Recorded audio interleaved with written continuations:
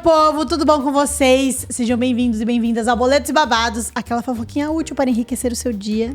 O meu nome é Tiemi Souto, eu sou planejadora financeira. Meu nome é Matheus Amaral, sou esposo, sócio e estrategista da Tiemi. E nesse podcast a gente compartilha com vocês as histórias mais escabrosas, perrengues financeiros que as minhas alunas e seguidoras já viveram com dinheiro. E a gente dá dicas do que você pode fazer para evitar viver tretas como as que elas viveram. E se você quiser conhecer um pouco mais sobre o meu programa de influência financeira, um programa de 6 semanas para te ajudar a controlar seu dinheiro, fazer sobrar todos os meses, pagar as faturas de cartão em dia, aqui embaixo no link da descrição do vídeo a gente tem o link da lista de espera do Money Expert e você pode colocar o seu e-mail lá que a gente vai te avisar um pouco mais sobre como funciona o programa e quando a gente vai abrir vagas. No episódio de hoje a gente vai contar o caso de 2 histórias que são famosas pelo boicote do sucesso. Hoje o modelo do podcast vai ser um pouco diferente, mais ou menos um que a gente fez algumas semanas atrás de otimismo iludido, e a gente vai falar sobre autossabotagem. Então eu vou trazer para vocês 2 histórias diferentes que exemplificam um pouco essa questão que algumas pessoas vivem, que é ficar se sabotando financeiramente. O que é isso? É jogar contra mesmo? Elas jogam contra o que elas querem. Eu não sei de alguma forma se é... Deve ter algumas... Eu não sou psicóloga, né? Mas deve ter alguma questão ali de falta de achar de merecimento ou de culpa que faz com que as pessoas fiquem jogando contra. Elas jogam contra as coisas que elas querem. Se você é psicóloga, deixa aqui embaixo alguma explicação por que isso acontece, né? Eu vou contar 2 histórias que ilustram bem esse comportamento, da Camila e do Felipe. Uhum. Então são 2 histórias diferentes. A primeira história é da Camila. Ela é aquele caso clássico de quem cria um plano, tá quase conseguindo executar esse plano, e aí ela mesma vai lá e arruma um jeito de ferrar todo esse plano. Eu sentei com a Camila há um tempo, e a gente... Vamos lá, qual era a situação da Camila? A Camila estava com cartões estourados, não estava pagando todas as contas em dia, começando a atrasar as faturas de cartão, então pagando o mínimo, parcelando fatura, só que aí jogando pro mês seguinte, mais bola de neve, e aí gasta tudo no cartão de novo, não gasta... Assim, a vida dela, normal, já estava com os cartões ali saindo do controle, prestes a deixar de pagar tudo e sujar o nome. Tá. E aí a gente foi lá, sentou, é uma aluna minha, e criou um plano que ela ia conseguir sair do buraco. Então a gente foi lá, negociou os cartões, numa parcela que ela ia conseguir pagar, ia pagar as contas do mês, ia fazer as despesas variáveis dela, mercado, comidinha, belezinha, ia ter até um orçamento para lazer, ia pagar essa renegociação do cartão. Tudo bonitinho, um plano bem estruturado. Em quanto tempo ela resolvia isso? Uns 6 meses. Então, ela só precisava cumprir o que a gente tinha combinado. Pagar as contas em dia, pagar aquele acordo do cartão e gastar as despesas variáveis dela dentro de um teto que a gente estipulou. Mas tendo, inclusive, o orçamento para lazer, para passeio, para comprinha. 6 meses estava resolvido. Ou seja, ela precisava aumentar um pouquinho a renda, mas com a renda que ela já tinha, já era o suficiente para ela conseguir se organizar. Certo? Mas aí o que aconteceu foi que a Camila simplesmente não seguiu o plano, né? E é nesse ponto que eu falo que finanças é muito comportamental, né? Uma das minhas especializações é em psicologia econômica e é muito sobre o por que a gente não segue o plano. Muitas vezes, algumas alunas não sabem criar um plano. É uma etapa técnica. Uhum. E aí existe uma segunda etapa que é emocional e comportamental, que é a pessoa sabe qual é o plano, tem um plano para conseguir sair da bagunça, e ela não segue o plano. Uhum. Que é a parte onde as pessoas mais travam e é mais comum de se travar. Então, o maior desafio das finanças não é necessariamente, gente, planilhar e analisar número. O maior desafio das pessoas, quando a gente fala de finanças, é seguir o plano que ela se propõe. Então, o que acontece é... O mundo não tem influência financeira. O brasileiro não tem. Então, a primeira etapa é... Vamos... Primeiro ter fluência financeira e criar um plano para a gente poder ter uma vida organizada, qualidade de vida e fazer sobrar dinheiro? Vamos criar esse plano. E aí, beleza, metade das pessoas consegue criar o plano. E aí, uma parte dessas pessoas cria o plano e segue o plano. Uma segunda parte cria o plano e não consegue seguir o plano. Uhum. Né? E o que aconteceu com a Camila foi que ela não segue o plano. Na época, ela já estava com uma viagem marcada para a Europa. Então, assim, ela tinha marcado essa viagem e ela tinha planejado essa viagem antes de começar esse processo de organização. E aí, a gente, no processo de organização, falou, não vai caber. Não tem como ir. Vamos cancelar. Pede reembolso da passagem, vem... Não, ela não tinha nem passagem, ela só tinha um sonho. É só vontade. Só vontade. O que ela fez? Taca o pau. Foi pra Europa. Só que ela foi sem ter dinheiro, ela foi com fé e cartão de crédito. Como dizem as minhas alunas, coragem e cartão. Só que isso não é coragem, né, gente? Assim, minha avaliação é que isso é burrice. A gente avaliou junto que aquele não era o melhor momento. Se ela esperasse 6 meses, a gente 6 meses se organizava, ela começava a juntar dinheiro, no final do próximo ano, talvez ali um ano e meio, um ano e meio, ela conseguiria ir para a Europa sem dívida, indo à vista. Só que ela não queria remarcar essa viagem, que era um combinado, não sei o quê, foi lá, comprou as passagens e foi com fé e cartão. Ou seja, a grande pergunta é assim...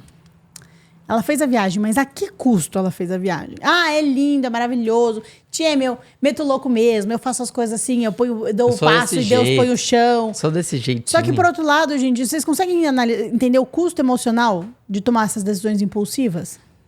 Não sei, eu acho que assim, a gente nunca viajou desse jeito, mas assim, eu já ficaria mal só de saber que no meio das férias... Que depois eu ia ter que voltar e ia ter que pagar. Não, no meio das férias você tem cartão pra pagar e você não tem dinheiro pra pagar o cartão que você tá usando pra fazer as próprias férias. Tipo assim, no dia 10 eu tô viajando porque no dia 30 eu não vou ter dinheiro, sabe? Pra pagar o dinheiro. E aí eu tô jogando as coisas dessa viagem nesse cartão e dia 30 essa fatura vem e eu não sei como eu vou pagar essa fatura, entendeu? Aí você fala assim, como que você aproveita essa viagem sabendo que você não tem esse dinheiro? Sabe? E aí, a gente teve um diálogo. Não vale a pena ir. Tcheme, não vale a pena ir. Semana seguinte, a pessoa tá lá. Tava lá. Puxa, o que tá acontecendo aqui? E ela foi mesmo assim. Então, a Camila é uma daquelas pessoas que se sabotavam e sabem que estavam se sabotando e falava assim, não, Tcheme, num momento a pessoa tá aqui comigo conversando e é ponderada. No minuto seguinte, a pessoa tá lá metendo louco e, tipo, vivendo lá a vida louca. E não é que eu seja contra. Gente, eu sou a pessoa que sempre vai ser a bandeirinha. Tipo, vai viajar, vai aproveitar, quer comprar, quer, sabe? Quer celebrar, quer fazer festa pro filho, quer... Quais são as experiências que você quer viver? Tem que ter dinheiro pra viver essas coisas. Mas não é sobre ter dinheiro de qualquer jeito e fazer as coisas de qualquer jeito. Então, a prioridade agora é o quê? Dá pra ter tudo, tá? Só não dá pra ter tudo ao mesmo tempo. A prioridade dela nos próximos 6 meses era se organizar. Então, a gente precisa pagar essas dívidas. Então, a gente precisa descer um pouco, enxugar um pouco para pagar essas contas. A hora que as contas melhorarem, a gente começa a guardar. E você tem ainda que 6 meses de dinheiro para poder viajar à vista. Para viajar com mais folga. Viajar dentro de um orçamento razoável. E aí, mas eu não consigo abrir mão durante 1 ano. Aí eu pergunto assim, então quer dizer que você está escolhendo viver essa vida nesse inferno de pressão, de ter que ter dinheiro, de preocupação, de emocional no ralo? Porque você quer. E aí, numa situação dessa, também o que acontece é o seguinte, né? Ou você aprende, ou a vida te ensina. Então, ou você aprende... Mas às vezes a vida te ensina e você não aprende. Mas assim... A vida tá lá, minha filha, vamos aprender! E você fica tipo... Não, mas às vezes a vida te ensina... Hoje eu tô azeda. Às vezes a vida te ensinando, às vezes até o banco te ensinando, é tipo, já executando o teu bem, já levando a tua casa, já levando o teu carro. E tem gente que não aprende. E tem gente que não aprende, né? Tem gente que não aprende. E aí, apesar de viver bem... Então, vamos lá. A Camila, ela vive bem, sabe? Ela sempre aparece com uma nova necessidade importantíssima e inadiável. Tipo, uma joia imperdível. Sei lá, uma bolsa da marca da vez que é inegociável. Um equipamento tecnológico de última geração, um iPhone 16, que precisa ser comprado agora. E é alguma coisa sempre que ela sempre quis, que ela sempre precisou. E ela... Tipo, existe uma oportunidade da vez que é imperdível, sabe? Só que aí o que acontece? A pessoa não consegue se controlar, a fatura chega, não consegue pagar, aí vem a fossa. Aí fica com vergonha, aí tem medo de pedir ajuda. No caso da Camila, o pai dela sempre vem com a salvação e paga as coisas pra ela. Então, assim, não paga tudo, mas toma um dinheiro aqui pra te ajudar, não sei o quê. E aí aconteceu outra situação com ela também, além da viagem da Europa, que foi a compra de uma casa. Ela estava nessa situação, estava pagando a viagem da Europa, estava toda lascada, toda pagando as coisas. Não, tia, agora eu preciso comprar uma casa, porque eu preciso sair da casa dos meus pais, e eu preciso comprar uma casa. E eu falei, tá, mas não cabe agora. Espera 6 meses que vai dar bom. Espera mais um tempo, né? Vamos planejar isso, vamos juntar uma entrada, que você vai assumir essa parcela. Você mora com seus pais, você não paga nada de moradia, você vai assumir essa parcela dessa casa, vai mobiliar, aluguel, condomínio, luz, telefone, com que dinheiro? Sendo que você já não tá pagando as coisas direito. E aí, beleza, não, vou esperar. Mês seguinte, pay. Pum. Comprou a casa. E aí, comprou a casa num contexto em que as contas que ela já tinha já não fechavam. Aí ela vai lá, arruma mais uma parcela de R$2.000.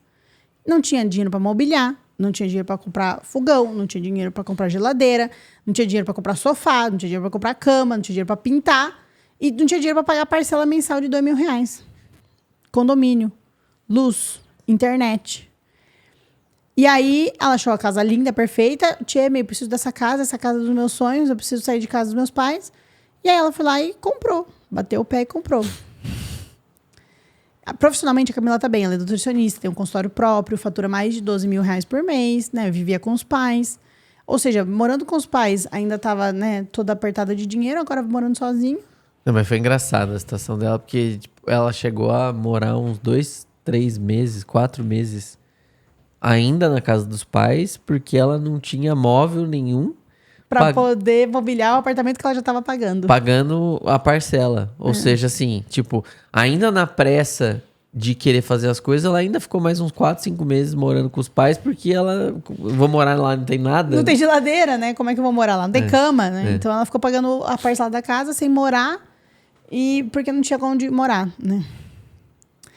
Mas ela vive uma rotina muito intensa, com atendimentos, muitas horas de trabalho. E se ela não trabalha, ela não ganha. E agora ela tá cansada, começa a sonhar com outra vida, quer uma vida melhor. Então, assim, Tieme, eu quero guardar dinheiro. Tieme, eu quero...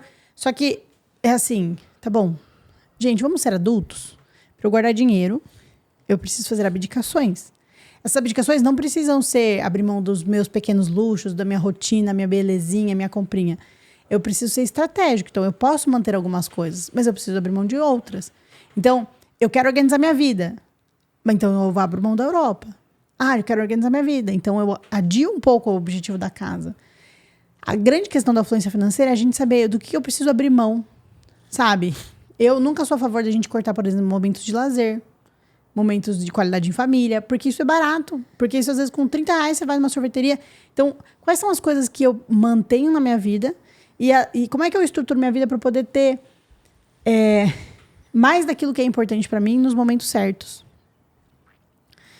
Ou seja, daí entra o problema com a Camila. Ela fica buscando atalhos, formas rápidas de enriquecer, encontrar alguém que sustente ela. Agora ela tá, tipo, namorando e sonha com o marido provedor, e fala de ser uma esposa troféu. E aí esse desejo acaba empurrando ela direto para algumas ciladas. Então ela cai em golpes de promessa de dinheiro fácil, investimentos milagrosos, soluções rápidas, porque ela quer sempre uma solução rápida e não quer o plantio. Eu vejo, assim, o caso da Camila muito como... Eu trouxe esse exemplo como essa questão da autossabotagem, que é...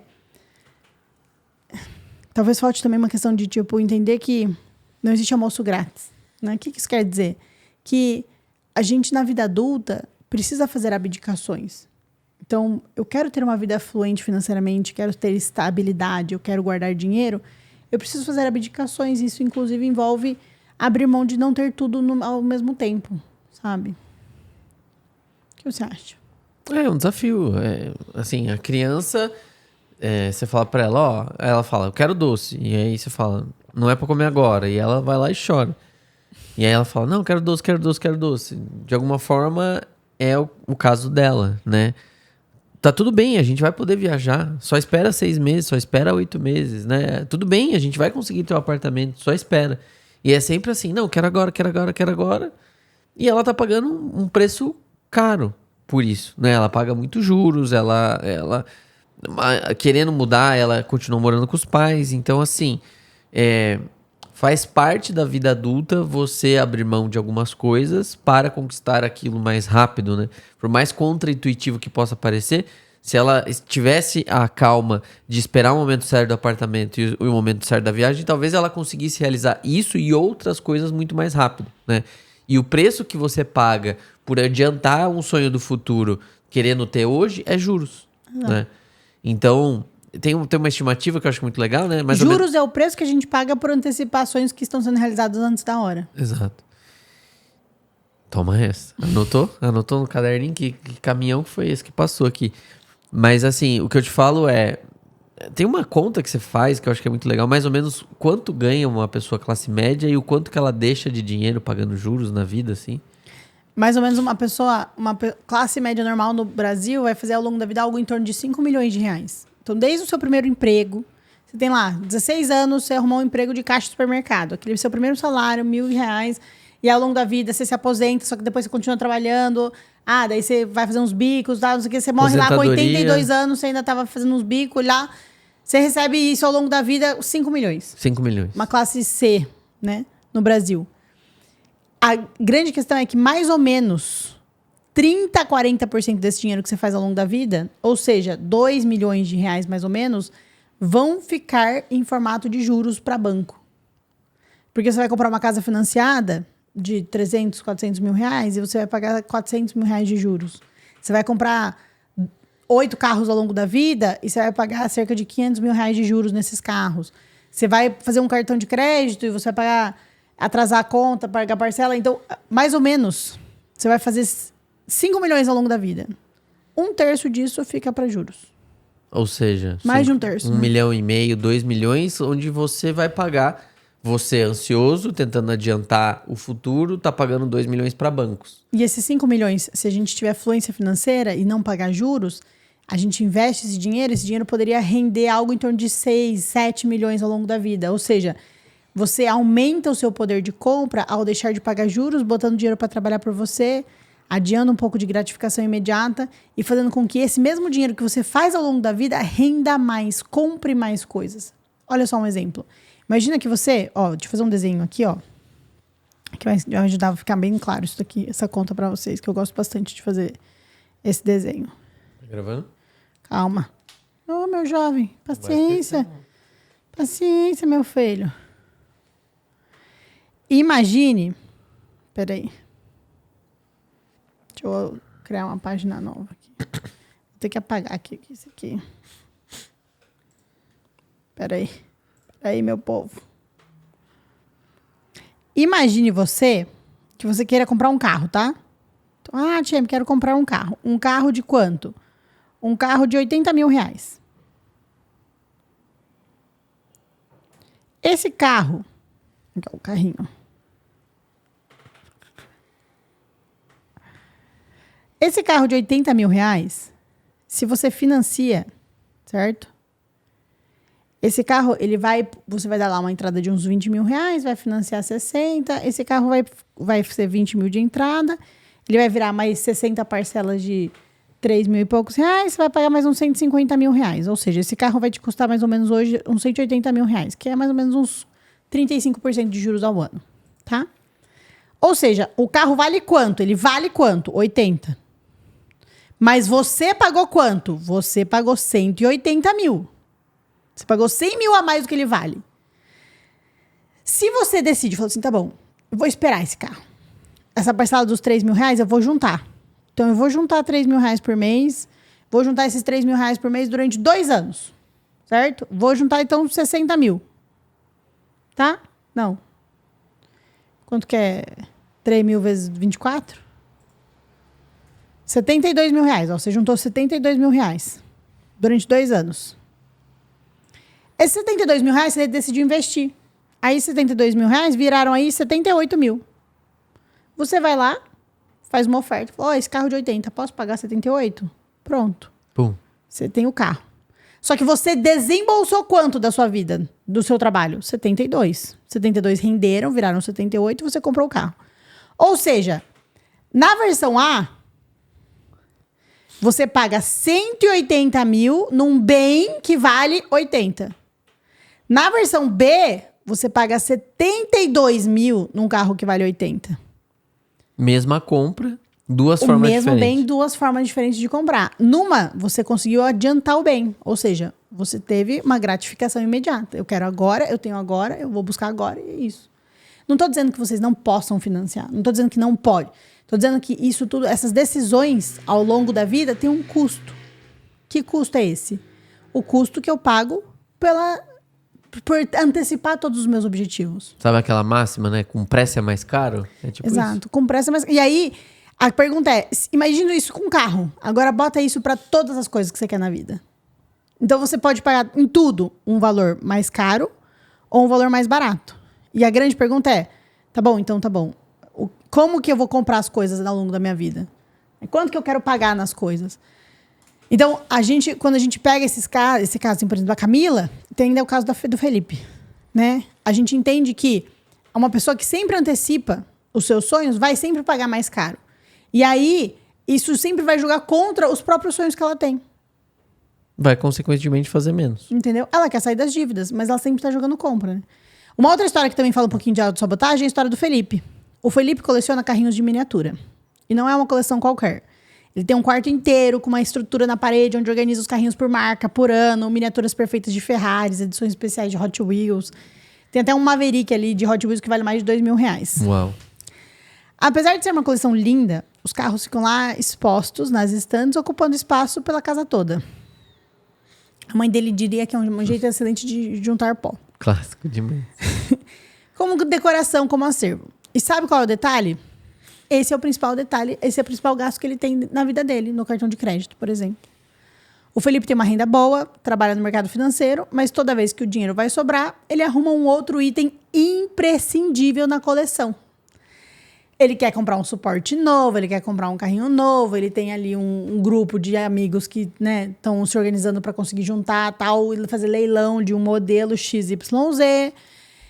Ou seja, sempre tem um excelente motivo para ele não guardar dinheiro. E aí, o problema não é a coleção, mas ele só tem o sonho de ter a coleção ou ele não tem outros sonhos que ele quer tirar do papel? Outras ambições? Outras ambições? Ele não tem vontade de viajar? Ele não tem vontade de casar? Ele não tem vontade de comprar uma casa? De comprar um carro? Quais são os outros sonhos que ele tem que estão morrendo na mão dos carrinhos? Uhum.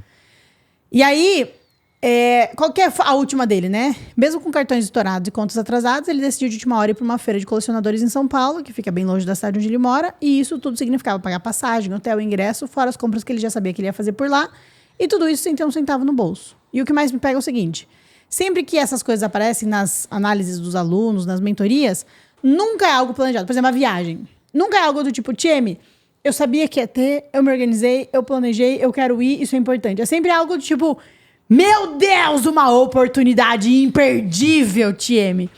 E nunca é uma coisa assim que eu namorei durante muito tempo, estava na minha lista de sonhos, estava nas minhas prioridades. É sempre tipo, Tieme, apareceu uma oportunidade. E eu falo assim, ó, gente, toda vez que aparecer uma oportunidade, nunca é uma oportunidade. Falou oportunidade. Porque toda vez que é uma oportunidade, há 5 minutos atrás você não sabia que existia, não estava nas suas prioridades, você não estava juntando dinheiro para aquilo, você nem sabia que queria há 5 minutos atrás e de repente apareceu aquele negócio, botou na sua frente lá o Labubu e de repente quer o Labubu como se fosse a coisa mais importante do mundo, entendeu? Então assim, toda vez que você falar, apareceu uma oportunidade, eu já falo, furada. Por quê? Porque, gente, a oportunidade quer dizer o quê? Que brotou do chão. Se brotou do chão, não era importante pra você 5 minutos atrás. Se não era importante pra você há 5 minutos atrás, por que virou importante agora? O que é importante pra gente de verdade? Aquilo que eu quero durante muito tempo. Entende? Então, por exemplo, se eu quero uma casa durante 10 anos, então eu vou comprar uma casa porque eu quero há muito tempo. Agora, eu não sabia que existia esse negócio há 5 minutos. Apareceu uma oportunidade. Pô, será que isso é uma oportunidade mesmo? Ou será que é o seu cérebro te sabotando, dizendo pra você que você precisa comprar essas coisas, entende? Eu gosto de um jeito que você, de alguma forma, controla isso e as intenções, que é um jeito relativamente simples, né? Você tem uma lista no celular... De coisas que eu quero comprar. De coisas que ela quer comprar. Então, ela tem lá, próximas comprinhas, né? Grandes, algumas grandes, outras pequenas, né? E aí você vai listando. Então eu preciso comprar uma saia, tem bota. Várias listas, né? Tem comprinhas de roupa, comprinhas da casa, comprinhas da vida. Tem vários assuntos de listas de coisas que eu quero comprar. Tem várias listas. E aí ela vai lá e vai alimentando. Então, toda vez que bate aquela vontade de comprar alguma coisa, a primeira coisa que você faz é ir lá e escrever. E aí, ela também tem um ranking, né? Você vai meio que priorizando qual que seria a próxima coisa provavelmente mais importante. E aí, eu também namoro as coisas. Então, que nem eu queria comprar uma base. E aí, qual é a marca da base? Que tipo de base? Aí não sei o quê. E aí, você deixa aquilo ali, você deixa cozinhar. Você deixa cozinhando aquela vontade ali. Você vai pesquisando o preço, aí você olha, aí você namora, não sei o quê. Até o momento você fala, poxa, chegou o momento, tá na promoção, não sei o quê, isso tá na minha lista. E eu compro. E aí, à vista. Então, isso tudo é pra validar se eu realmente quero aquilo. Sabe? Se aquilo faz sentido, se aquele valor vale o que tá cobrando. Se é isso, assim, do tipo, eu realmente quero aquilo ou foi uma vontade passageira, entende? E aí eu gosto desse exemplo do Apple Watch, né? Que parece que já tá 3, 4, 5 anos. Tem um Apple Watch lá que eu tenho na minha lista há trocentos anos e eu nunca comprei. Eu falei, acho que eu nem quero, na verdade. Tem muito mais. Nossa, faz uns 5 anos que tem lá. Acho que ele tá lá no fim da fila e aí ele não sobe, ele não... E fica ali. E tá lá. Daí eu falo, um dia, quem sabe, eu compro. Entende? E aí, por exemplo, olha como acontece. A gente foi lá, começou a correr, e aí o fato da gente começar a correr, e aí a gente priorizou comprar, por exemplo, um Garmin. Garmin, patrocina nós aqui no podcast. Que tinha mais a ver com o teu sonho de fazer esporte, de fazer corrida e tal. Então, acho que também isso matou o Apple Watch um pouco, o Garmin. Né? Matou. E aí subiu no teu ranking de prioridades, porque não era só um relógio, não era só tecnologia, não era só status, tinha a ver com saúde e outras coisas. Então... Mas é muito legal isso, né? Tipo, um sonho que tá lá e tá lá. Talvez um dia eu compre. Exato. Mas hoje não é prioridade. E aí, você pega assim, tanto a história da Camila quanto do Felipe, você percebe assim, que são pessoas que querem se organizar. Eles chegam até mim porque, eu quero me organizar, eu quero juntar dinheiro, eu quero investir, eu quero uma reserva, eu quero ter paz. E aí, no meio do caminho, essa pessoa, ela permite com que detalhes roubem o foco dela do que é de verdade essencial. Por que ela tá aqui? O que ela quer? Qual é a vida que ela quer levar? E o problema não é ter a coleção, mas a coleção, a viagem para a Europa, tá roubando, ela tá permitindo que essas coisas, essas distrações roubem aquilo que é verdadeiramente importante, a segurança dela, a paz dela, uma reserva, uma vida no futuro mais estável, uma casa própria. Quais são todos os sonhos que os carrinhos estão roubando do Felipe, entendeu? Então, assim, essa clareza da gente entender o que de fato eu quero, o que é importante para mim e por que eu tô me abrindo mão de alguma coisa para poder ter mais daquilo que é importante para mim. Isso não vira um peso, porque não é que eu tô abrindo mão das coisas. Não, eu tô tendo mais daquilo que é importante. Tem um cara que eu gosto, que chama Jim Rohn, que ele fala o seguinte: as pessoas deixam que detalhes lhe roubem grandes oportunidades. Então, tá tudo bem você viajar. E tá tudo bem ter o carrinho. Desde que você tenha um orçamento específico para isso e você consiga fazer isso e outros sonhos. O problema é que esse sonho específico... realizando dessa forma, especificamente. Dessa forma, está roubando todos os outros sonhos. Exato. E aí, você fica por conta disso, né? É isso. Galera, cuidado com as oportunidades que surgirem. E se você quiser conhecer um pouco mais sobre a fluência financeira e meu programa de fluência financeira, como é que você pode organizar a sua vida sem abrir mão da sua qualidade de vida, realizando seus sonhos, no momento certo, da forma certa, entendendo o custo de oportunidade de cada decisão, você está convidada e convidado a conhecer o Money Expert, meu programa de implementação de fluência financeira, que a gente implementa e organiza suas finanças em 6 semanas. Para conhecer um pouco mais, clica aqui no link da descrição que eu te mando mais informações. Se você gostou desse episódio, deixa aqui o seu like, comenta aqui se você faria igual eles ou faria diferente. E manda principalmente para alguém que você sabe... Você lembrou de uma pessoa que está se autossabotando e você precisa mandar esse episódio para ela ter consciência e talvez mudar esse comportamento. Você também tem uma história de perrengue financeiro para compartilhar com a gente? Conta a sua história aqui, manda ela pro e-mail histórias@boletosbabados.com pra gente trazer aqui pro podcast, combinado? É isso. Um grande beijo e até o próximo episódio. Beijo.